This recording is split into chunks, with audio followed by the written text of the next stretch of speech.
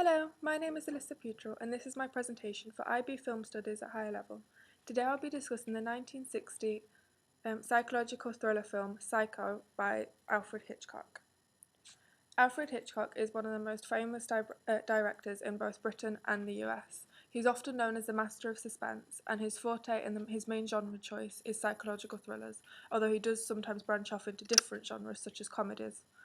like Mr. and Mrs. Smith. Some of his more famous ones are films such as The Ring and Murder, but his most famous film is often said to be Psycho.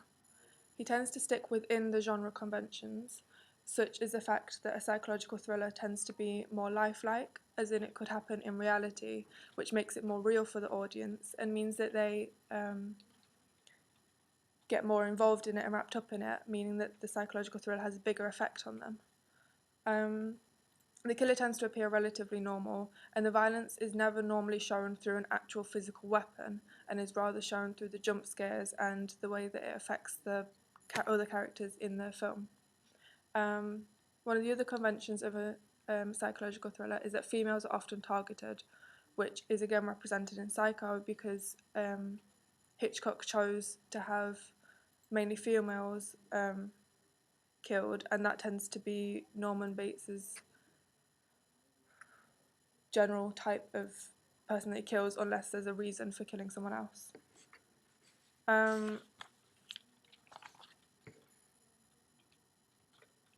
The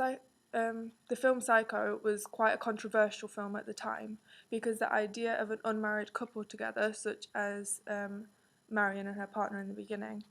was very taboo and almost never happened. It was still very much a society in which you had to be married before you could sleep with the person that you were with. The fact that this was broached in such an open way in the film meant that it was a controversial film on a global scale. A lot of cinemas actually made it so that the scenes had to be changed and cut so that the inappropriate scenes were altered and taken out because they weren't okay with it being viewed by the public, and they very much wanted to censor it so that they couldn't see it.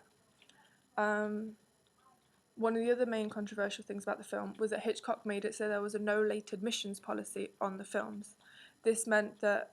you couldn't join the film late, as he thought that this would detract from the effect that it had on people and would make it so that they weren't fully wrapped up in it, and it would disturb other people. At first, cinemas were very outraged by this idea and were very against it, but by the end they thought it was a brilliant idea because it meant that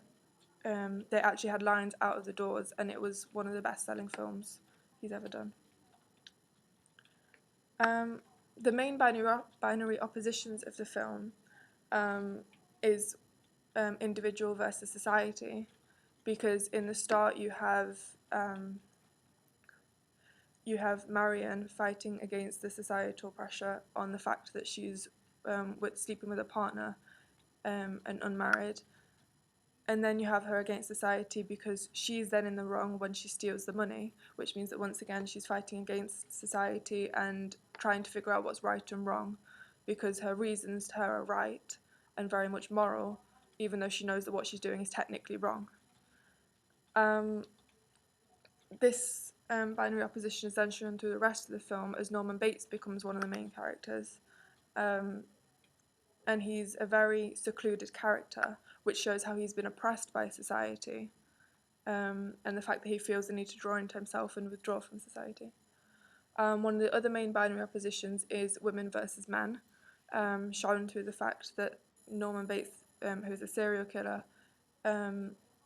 kills his first kill that we see is Marion, but his first kill ever is actually his mum, which we don't find out until the end of the film. And it shows his power struggle and possibly a power complex within him, a superiority complex, sorry, as he feels the need to prove himself because he's jealous of the women and the fact that he can't get them, and he feels the need to prove that he's better and stronger than them.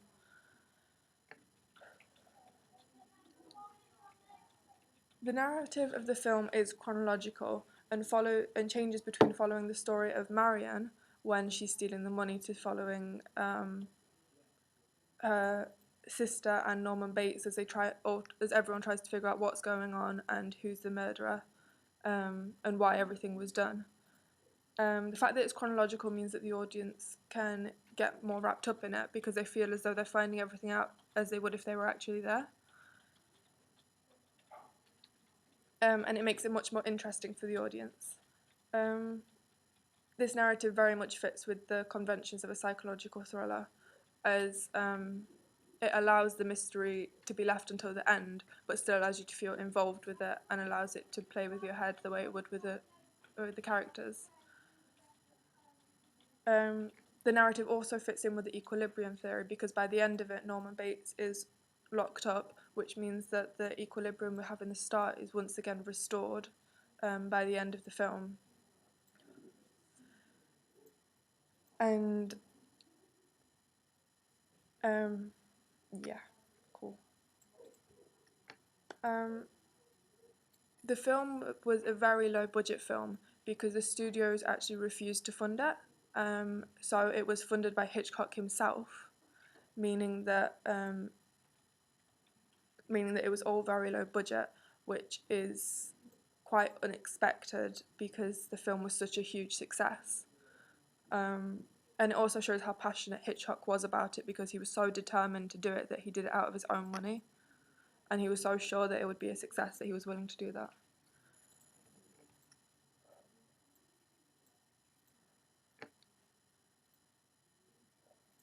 The extract that I have chosen is from 32 minutes and 20 seconds to 37 minutes and 20 seconds. And it's the scene that encompasses the shower scene when Marion is murdered, as well as them talking slightly beforehand, and shows the full extent of her death. I've chosen this scene because it's possibly one of the most famous, one of, if not the most famous scene from the film, and so much so that even those who haven't seen the film know about it, and I'm going to analyse why that is.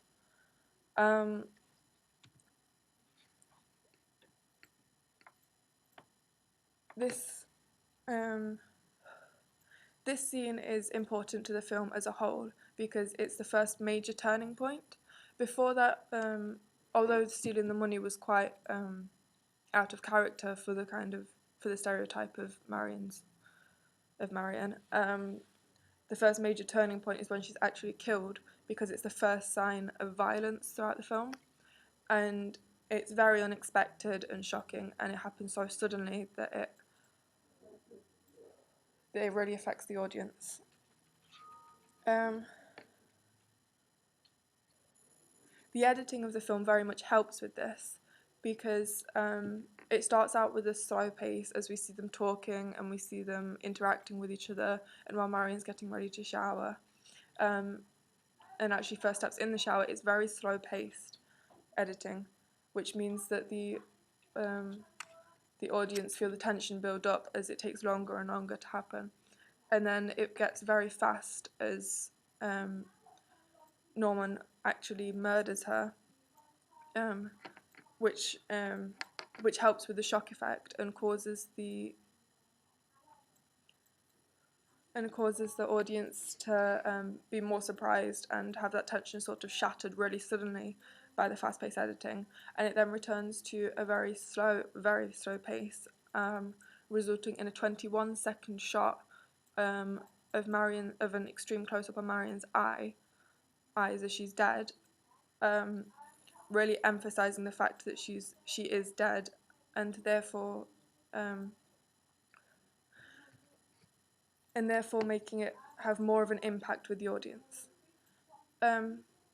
Apart from this, the editing tends to be continuous editing, meaning that once again the audience can get wrapped up in it, can really focus on it, and be more drawn into the storyline and the plot. The shock factor is also helped by the sound, as it has a similar effect to the editing in the sense that at the start there's the only sound that can be heard is the talking between Marion and Norman, as Marion decides for the first time that she's going to go back to her hometown and try and right the wrongs that she's done, which shows that she's trying to fix everything and she's finally on the right path to getting back to who she used to be. And although within the audience this creates a sense of relief that she's going to do something about it and fix the situation, there's in the background of the scene there is then a high-pitched crescendo slowly building to get louder and louder, but it still remains in the background, which although it increases the tension within the audience, it means that they're unsure of what's going to happen and when it's going to happen, but still means that they're aware of that something is going to happen.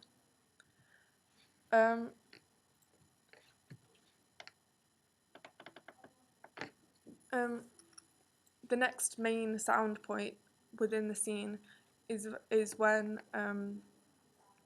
Norman is actually murdering Marion, when there's a very high-pitched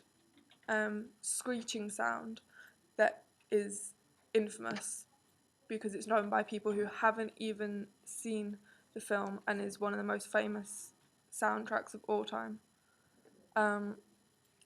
way that it suddenly comes in like that and shatters and like finishes off the crescendo that's been building means that there's very much a shock factor within the audience and makes them jump, and therefore makes it feel more realistic for them.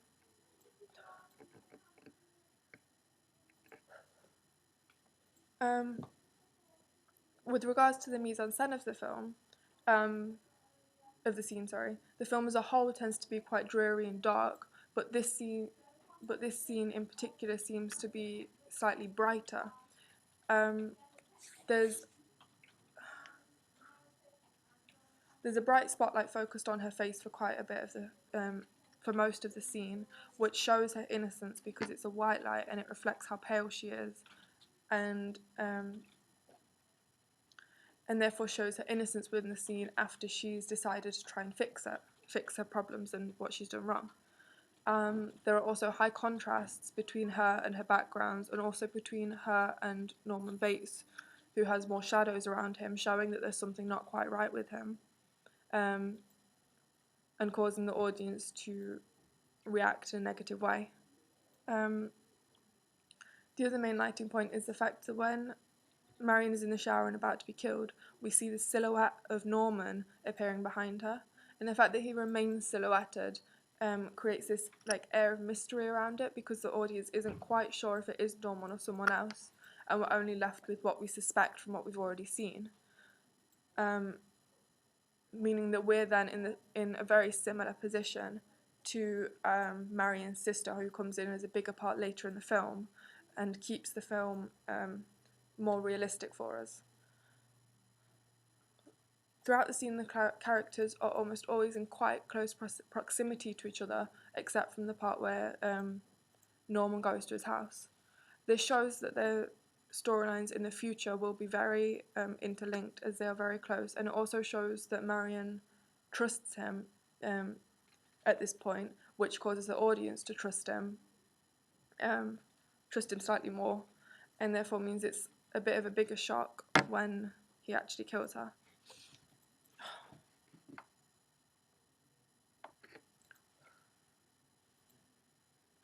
In the cinematography of the film, while they're talking, there is a high angle on Norman and a low angle on Marion, which contradicts the situation because we see that later Norman is in power as he kills her, but at this point we believe that Marion is in power because she's the one that's doing the morally right thing, she's taking control, and she's in charge of what's happening.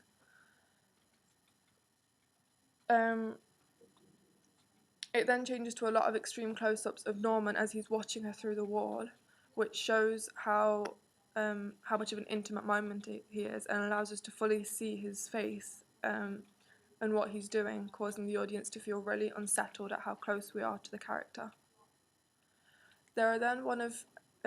then used one of Hitchcock's most famous kind of shot, which is a POV shot that actually mimics a person's gaze by the way that it moves. This is used to again make the audience feel more involved with the film, but also make it slightly more intimate for the audience and slightly creepy because they feel like they're there and it causes them to feel very unsettled. There are then a lot of close-ups used. There are close-ups used when she's flushing the paper that has the numbers from the money she stole on it when she's trying to figure out how much she has left. And then change to close-ups of her in the shower, which makes the audience sort of feel more involved with it and allows them to see her reactions and how normal it is, meaning that again, when she's murdered, it has a larger effect. And the final shot of the scene is an extreme close-up of Marion's eyes as she's dead in the shower, causing it to really affect the audience and allow it to settle in just how big of an impact this has had on her life.